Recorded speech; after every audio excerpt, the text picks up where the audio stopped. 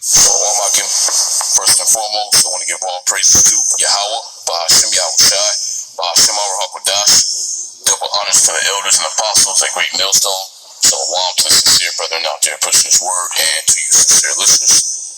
Just want to go into a quick lesson, which the title of it is going to be The Rise of Yasharahla.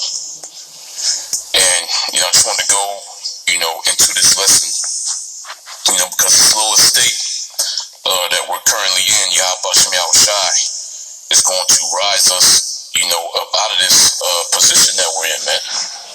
The Most High is going to set us up on top, of all these nations, okay? And we're going to be, worthy of that name, Yasharahla. We're going to be in a position, that's worthy of that name, all right? Now, just have, real quick, the definition of the word rise, which is this is from the freedictionary.com. To rise, to assume a standing position after lying, sitting, or kneeling. And we've been in a lying position. Our bodies pretty much are on the ground, man. Okay, or before, we were woke up, to the truth, we were lying on the ground, man. These nations, were able to do whatever they wanted to us because we were ignorant of the fact of who we were. Okay, and Yahweh Yahushai is going to put us, in that perpetual standing position, man. We ain't never going to be on the bottom anymore. Okay, our bodies are never going to be on the ground anymore. That's the position that these other nations are going to play.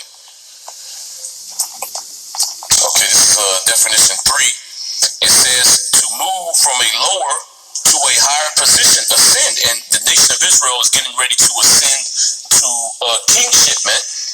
Okay, our kingdom is getting ready to be established down here upon the earth through Yahweh Yahushai. All right. Us being commoners, us being serfs on the earth, that's going to be something of the past, man. Okay, when these other nations see us in the kingdom, okay, they're going to see us as kings, and our past ain't going to come up, man. Okay, they're not going to be thinking, oh, look, these people used to be low, these used to be the slaves of the earth. You're going to see us as gods and kings, man. Okay, the Heavenly Father's going to move us from this low position and put us in the top position on the earth.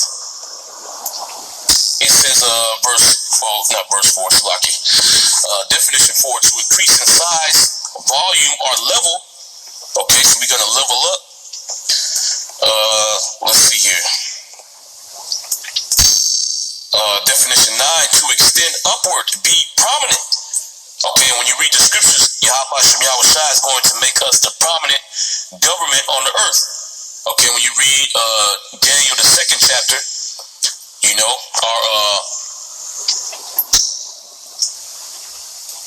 Daniel, the 2nd chapter, the statue of Nebuchadnezzar, so it had, different levels, which each of those levels and different metals, represented a heathen kingdom.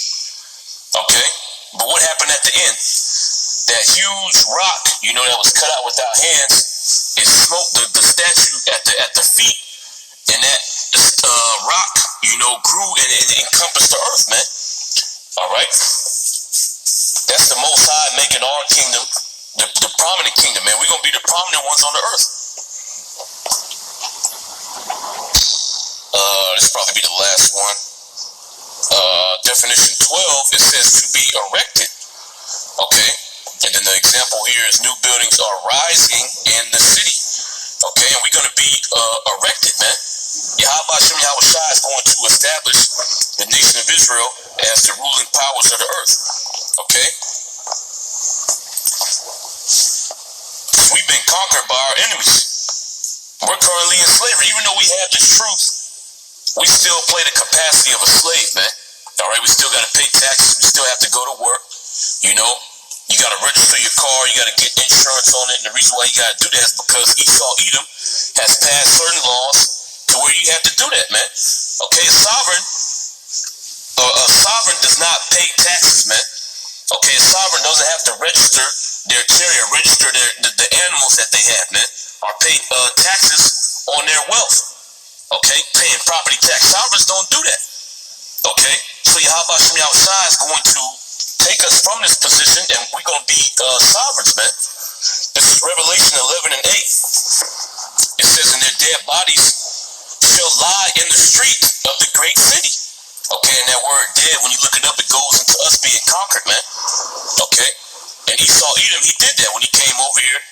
All right, he put down, the northern kingdom over there in Europe. He put down the southern kingdom, and he also went to the west coast of Africa to do that, man. Okay, he conquered us, and he put us in slavery. All right, it says, and their dead bodies shall lie in the street of the great city. That word lie, we just went into it. Okay, it's the opposite of you being risen up, man. You laying down on the ground means you're in a low state. Okay, so our conquered bodies, okay, us as a nation, we got conquered. We was lying we're in the lower state, man. Okay, in the street of the great city here in America. All right, well, what did this damn devil do here on this side of the world, man? He said we're not the children of the Heavenly Father. Okay, that royal stigma that we had, okay, us being the princes of Yahweh was stripped from us here in Babylon the Great. It says, and their dead bodies shall lie in the street of the great city, which spiritually is called Sodom and Egypt, which is talking about America. America is spiritually Sodom and spiritually Egypt. Okay, it's spiritually Egypt because of the customs that this place practices, man. All these things that they do, these different ceremonies that they have, it goes back to Egypt.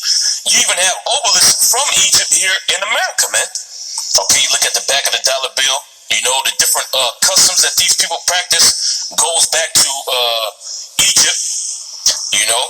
The thing with these women, they like to get these fake eyelashes, these long eyelashes, that goes back to Egypt. The long nails goes back to Egypt too. Okay?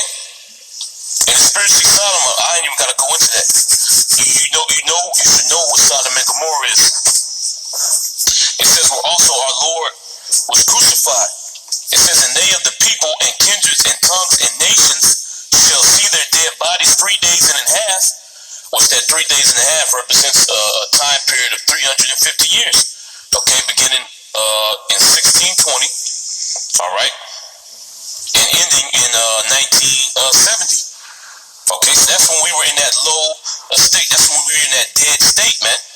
Okay, but after 1970, the Most High began to raise up the nation of Israel. All right, like it tells you in Ezekiel the 37th chapter. Okay, the dry bones, the Most High breathed in them the breath of life, and they stood up on their feet, man. Okay, meaning what? That lower state that we were in. Okay, the Most High started to raise us up from that position. Okay, we began to understand who we are. Okay, we began to understand what our lineage is, man. Okay, it says, and they of the people and kindreds and nations and tongues shall see their dead bodies 3 days and a half, and shall not suffer their dead bodies to be put in graves. And what does it mean for our dead bodies to be put in graves? For them to tell us who we are. Okay, because when this man conquered us, he stripped us of our nationality, man. Okay, he told you you're not an Israelite, you're an Indian, you're a black man, you're this, you're that, you're African American, you're Jamaican. Okay, so we were unable to understand the reason why these things happen to us, man, and why we're in the position that we're in. Okay. Verse 10, it says, and they that dwell upon the earth shall rejoice over them and make merry, and shall send gifts one to another, because these two prophets tormented them that dwell on the earth. And we were tormenting them when we had rulership over them, man. Under King David, he put down all those nations that were around the nation of Israel, man. The Syrians, the Moabites, the Ammonites, the Philistines, okay, the Canaanites, all right. The Ammonites, all those nations were put down. The Edomites, they were put down and made tributaries to the nation of Israel. Okay? It says, because these two prophets tormented them that dwell on the earth. All right, so this is them getting their revenge, us being conquered and put in this lower state, us being put in slavery. This was the nations being able to get their revenge on us. Okay? Verse 11, it says, and after 3 days and a half, the spirit of life from the Most High entered into them. All right. So again, that 3 days and a half was 1620 to 1970. All right, which 1970, that's when Abba Bivens came on the scene and began to preach this doctrine that we have, man. Okay, breathing that breath of life back into the nation of Israel. All right, which is what? What is the breath of life? The wisdom, knowledge, and understanding of Yahweh Hashem Yahweh Shai. Okay? It says, and after 3 days and a half, the spirit of life from the Most High entered into them, and they stood on their feet. Okay, the Most High began to erect the nation of Israel. All right, and they stood upon their feet, and great fear fell upon them which saw them. Okay? And why did fear begin to fall upon these other nations? That's the them that it's talking about. Why are they in fear? Okay, because now they can see that Yahweh Hashem Yahweh Shai has not forsaken the earth, man. Okay, the Most High is dealing with his people. Because what these heathen thought, when they conquered us, they thought that the Most High just completely gave up on us. You know, oh see, look what he did to these people. Look what he let happen to them, man. We put all kind of hell on these people, and the Most High didn't do nothing. Okay, and we're still in this man's hand. And the Most High hasn't really brought major judgment down here upon you other nations. Okay? So they thought that, you know, the Most High, he's letting us do whatever we want to do, man. He's forsaking the earth. Okay? But that's not the case, man. And us receiving his knowledge is the beginning of that. Okay? Really, they're scared of Yahweh Hashem Yahweh Shai. What does it mean if the nation of Israel is being risen up again? That means Yahweh Hashem Yahweh Shai is getting ready to put you nations down like he did in the past, man. Okay? And these nations are shook. And no matter what they do, this thing continues to move forward and grow, man. Okay, this is Psalm 73 and 1. It says, truly, the Most High is good to Israel, even to such as are of a clean heart. All right, it says, but as for me, my feet were almost gone. My steps were well nigh slipped. I was like it, my steps had well nigh slipped. For I was envious at the foolish when I saw the prosperity of the wicked. And the wicked are in power, and they're prospering right now, man. Okay, these elites, man. Okay, the wicked elite of Esau, Edom, they have control over the whole world, man. They have control over all the earth's resources, and they're completely wicked. They don't follow any of the laws of the Heavenly Father, but they're prospering. Okay, and the Most High doesn't really bring judgment upon these individuals. They're able to do whatever they want to do, man. They don't get locked up. You know, they don't get shot down in the streets. Nobody's looking for them. You know, let a nigga do anything that, you know, these elites have done. They can be getting hunted to the ends of the earth, man.